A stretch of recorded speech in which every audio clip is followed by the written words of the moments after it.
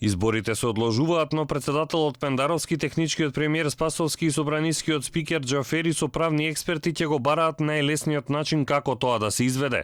Во случај кога собранието е распуштено, треба да се утврди кој е надлежен да ги прекине роковите.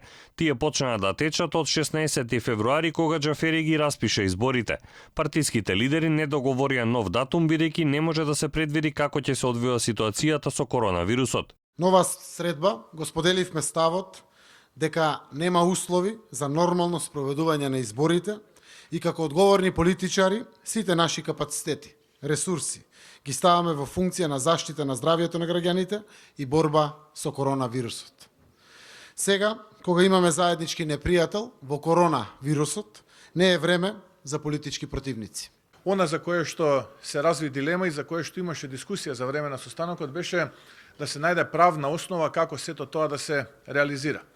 Она кое што беше став на ВМРО-ДПМН во минатото сега и ќе биде став и во иднина, тоа е да се почитуваат пред се уставот, а потоа и законите.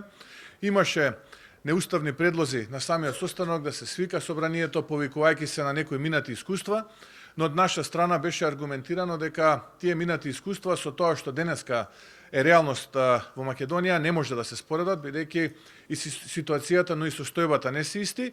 Техничката влада продолжува да функционира. Терминот за редовни избори е декември и на учесниците на лидерската средба согласно препораките им беше измерена температура.